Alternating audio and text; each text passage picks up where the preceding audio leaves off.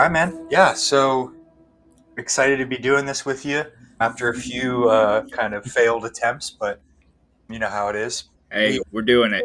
yeah, absolutely. So, this is a podcast, Sink or Swim. I'm James Koval. And I'm Mitch Shaw, so I'm excited to be here. All right, we're two longtime friends. We met back, I want to say 2019 Yep. at the Eastern Zone meet, AMS. Yep. Ever since then, at the time, we were both definitely coaching was not our primary source of income, and we have kind of over the years. I think COVID was a big turning point for both of us. So yeah, let's dive in. I want to talk about kind of how we got into this, full time coaching and what we want this podcast to be, and then kind of where we're at right now. It's a fun time of the year. Yeah. So yeah, I've been talking enough, so I'll turn it Yeah. over to you. No, absolutely. And the cool thing about that is, like James mentioned, we met back in 2019 coaching zones together in Western Pennsylvania. But the cool thing is about this podcast is we're coming from two different backgrounds. That's the exciting thing. So a little bit about myself. I didn't start swimming unlike James until freshman year of high school. Walked on the team and was like, I want to try something new. I will not lie. I was definitely doing it to lose a little weight for another sport. But hey, we're here now. And then I continued throughout high school and really wasn't even going to swim in college until my senior year of high school coach. I had three coaches in 4 years. My senior year high school coach was just like, hey, man, you can do it. So I was like, hey, if he believes in me, you know what? Might as well. And I made a Be Recruited profile, and all of a sudden I had people contacting me, and I ended up at a little Division II school called Notre Dame College, which was awesome. Because I was not super fast. Yeah, right. RIP for real. I wasn't super fast coming out of school, but to be able to go to school and do all that stuff was awesome. And then while I was doing that, I was coaching, and ever since then, I knew being a collegiate athlete, I wanted to be a college coach. I just needed to figure out how I was going to do that. And I'll go on later in depth about how James really pushed me to be there. But it's exciting because just having somebody with the same passions and same age range, like we're two dudes who just love talking about nerdy stuff. So that's what this is going to be for. And of course, I'll go into more things that I've done in my life, whether it's been triathlon coaching or club coaching or high school. And James can definitely attest to a lot of that as well. Mm-hmm. But, we're just excited to have a conversation because there are a lot of jobs that are out there that aren't Power 5 or Power 4 now, I guess you could say. So, yeah. The majority, really, I mean, you hit on something I really wanted to talk about because both of our programs are in a spot where that's the kind of kids like we want just people who want to be there. Like, as I'm going to a program right now I took over, we had 3 men, and we're still in my second year trying to grow into that culture, into that team that people really want to be a part of. I think we're really on the way, but at the same time, we have 6 men right now. And I was talking to one of my coaching buddies who I used to coach high school with, an older guy. He's very experienced.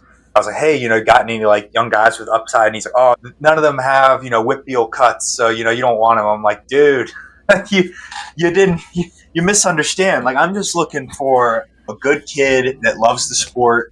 If they can break 30 in a 50 freestyle and they want to do it, we'll go for it. So yeah, it's obviously we're getting to the point. We just had our first 2150 freestyle. Not trying to advertise my team. We just came off a great meet, but college swimming is not just you look on Swim Swam, and like nothing against Swim Swam, it's great for what it is, but at the same time it represents such a small, like what they report on is such a small sliver of the actual sport, and there's so many other kids out there, people out there grinding, just working to get that little bit better. And they're not going to make Olympic trials, they're not going to be at these Power 4 schools necessarily, but their experience is worthwhile. And I think a lot of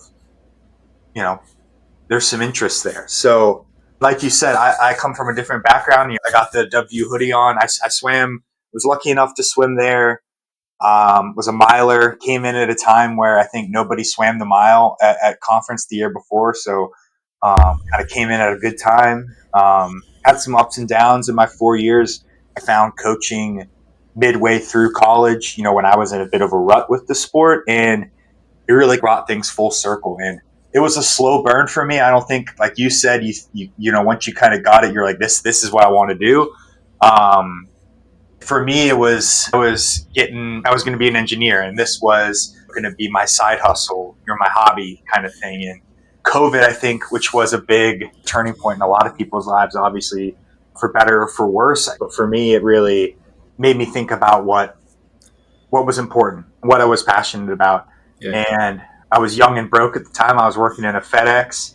I cleaned out my car and I found my old FedEx package handler You and car. I, that same spot, brother. I not as long as you, but I put in a couple Oh, months right. there I mean, you too. could list off all of the little wild jobs, that bread factory, you Oh know, yeah. Hey, enterprise. that FedEx was cool. I like that FedEx.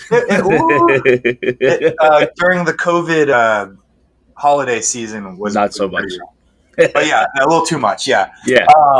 But yeah, I was lucky enough. I kind of took a leap of faith. I applied for college coaching jobs. I was lucky enough to work under a great mentor, Matt Kinney, who I just saw this past weekend. They hosted a pretty great invite for us and some of the other teams here in Pennsylvania. So we're on the rise, and that's really the fun thing of it. I've swam at the Division I level, kind of a middling D1 program. I've coached with one of the best, deepest D3 teams, I'd say Carnegie Mellon in the country. And I'll shout them out.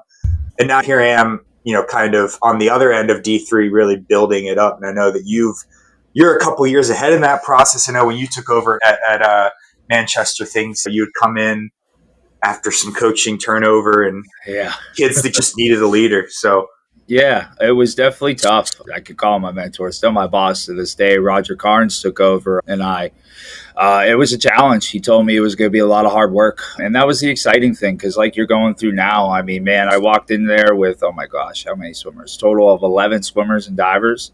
And in the last 4 seasons, we've been able to put up numbers of 30. We've doubled our roster, ninth most improved men's team in Division III this past year, according to Swim Cloud, which was pretty cool because a lot of my guys are swim nerds, so they love looking at times and stuff like that, and yeah, it's just motivating. And our women too, it's a little tougher on our women's side, but they're still growing and getting better. So you're definitely in a tough spot right now, but that's the exciting part is like what we can do is that we can show anybody that there's really programs out there, and it's going to take a lot of hard work, but at the same time, it's fun. I mean, you're a salesman selling a program and a dream, and you get to work with some of the best athletes that you can, so it's exciting. yeah, and it needs to be fun. Like you said, it's Division III. Some people have different ideas of what that is, or Division II. Some schools have more scholarships than others, but Yep. for me, it doesn't mean it's not serious swimming. It just means these kids are here because they want to be here. They're not here because they're on. I swam with people who were in situations where I wouldn't keep swimming if it weren't for Yep. this. I'm being paid. It becomes a job. It's not that thing you loved as a kid anymore. Yep. And that's, where coaching came back in for me. And it was like, okay, I remember being what it was like to be this kid again. And that was when I kind of rekindled that love. With D3, like I was actually just talking to a recruit today. I'm very cognizant of the fact that I don't have a whole lot to keep you here other than the team itself and my coaching. So it's really important to build that culture. And it's really important to make sure your kids know that you're there. And there are some programs that, say one thing and they're not like they were when you get there. Some programs, they're really great coaches who really, care about building young men and women. Yeah. Yeah. And that's the thing. And Roger coached at the Division II level at a pretty high level. I mean, he was even the chair of the National Planning Committee for a while. So, and him and I talk about that a lot, actually. And I'm glad you bring that up because there's a lot of men and women I've had conversations with that just go off to a Division I school and they just want the T-shirt, and that's fine, that's great, and but at the same time, there's a place for everybody, and even if you don't think that there's a place, so like there's high level athletes, of course, that are going to get a lot of money, or there's high level athletes that are going to get a lot of traction, but at the same time, something that we can talk about is that again, like I've taken a lot of men who come in at 5,900 fly, shaved and tapered, and all of a sudden they start going 57 in dual meets. And it's just because maybe they didn't have good enough coaching, or maybe it just was lack of coaching or resources, and then all of a sudden it's a diamond in the rough, and that's really what I was personally, was as an athlete growing up. I didn't really even try, like, I'll be honest, I didn't really like truly care about swimming until my senior year, when I had an awesome coach who just really helped me drive the love for the sport, and it's obviously paid dividends. So you're absolutely right. I think sometimes it can get lost in translation that, yeah, sure, it's big flashy, but at the same time, you can also come to a program, be a difference maker. I had one of my junior boys yesterday and said to me yesterday, Coach Mitch, I'm so glad I'm here because I was able to help make a difference. And that's not a lot of people get to say that. So yeah, absolutely, it's really cool. We were talking about, like, hey, let's start a podcast.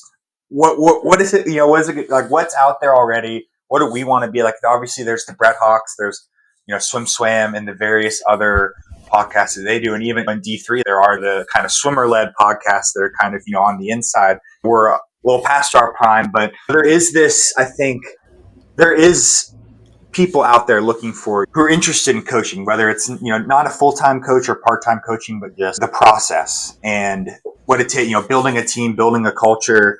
We'll talk about workouts from time to time, but I wouldn't say that's our focus. I wouldn't say either of us have kind of the cachet. Neither of us are famous, obviously, but we're on the ground level, and I think both of us are doing a really good job building a culture and building a team. And we can talk about the struggles, the successes, and everything that goes into that.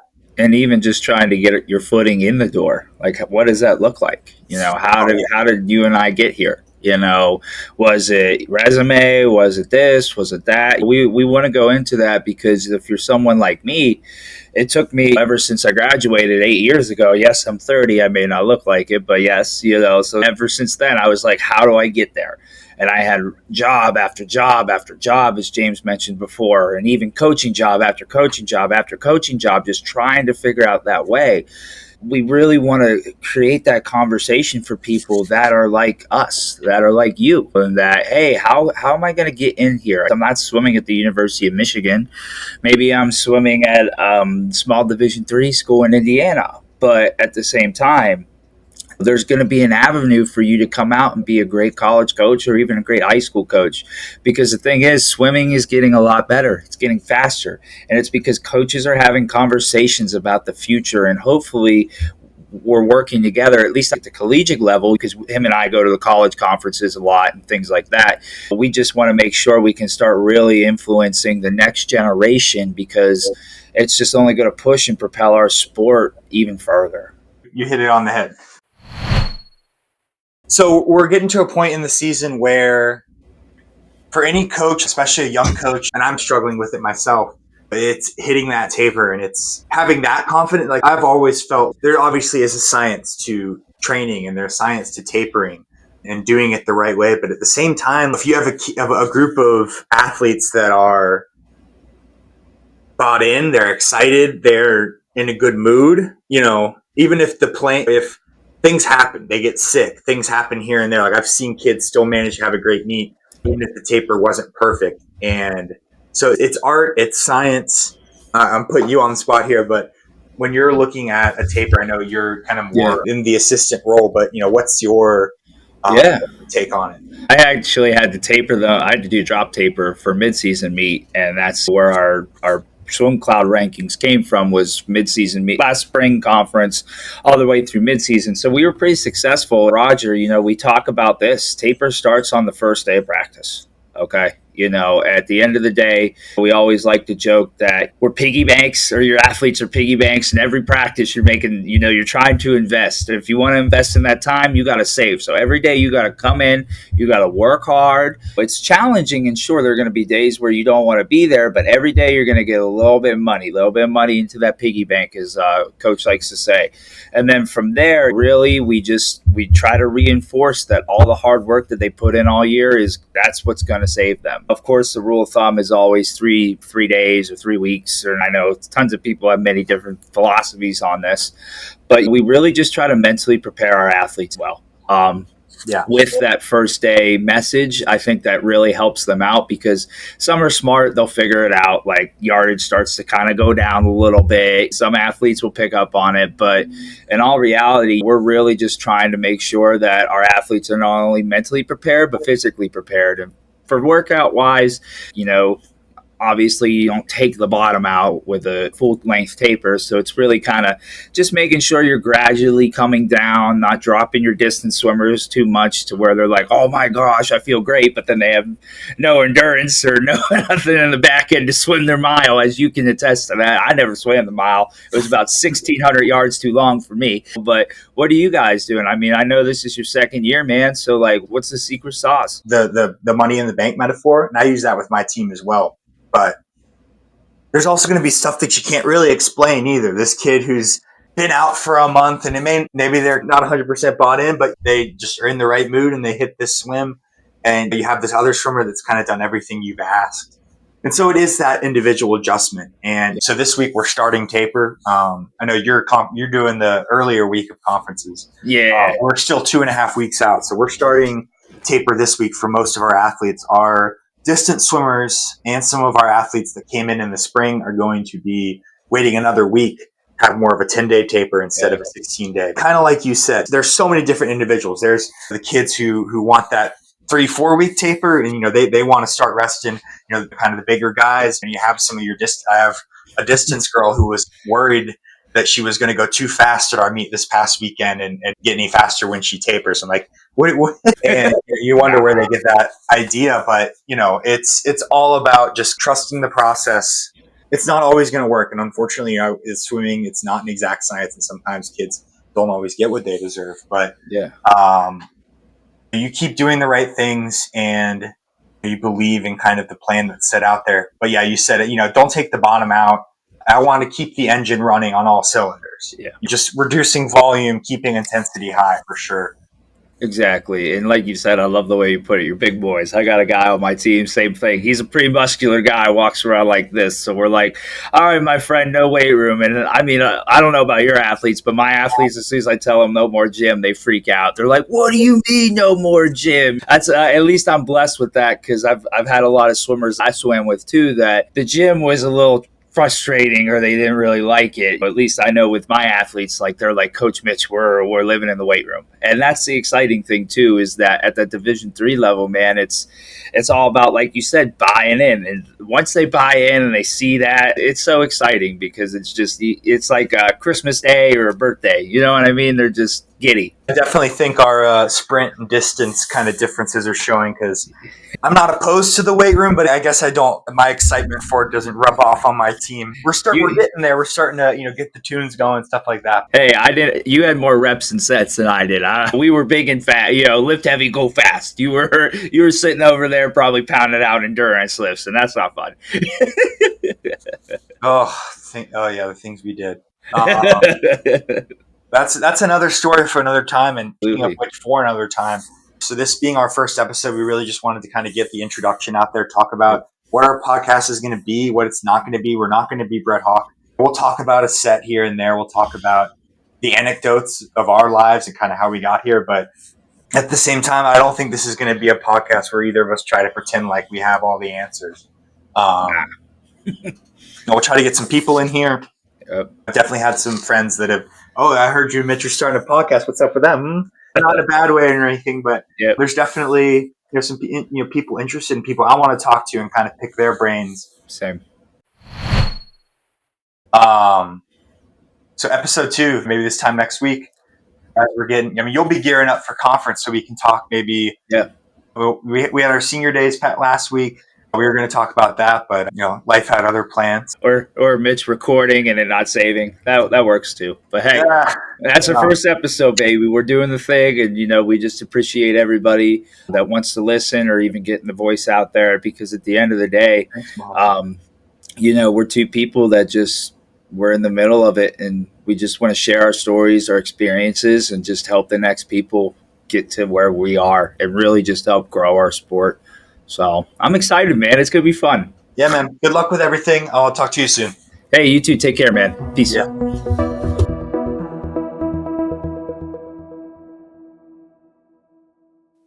Hey y'all, James here in post production. Thank you so much for listening to the first episode of the Sink or Swim podcast. We're looking to do some question and answer on our next episode or maybe the one after that. So if you liked what you listened to or at least didn't hate it, please reach out with some questions on our Instagram. That's sink.or.swimpod. Sink period or period swimpod on Instagram. Thanks again for listening and have a great day.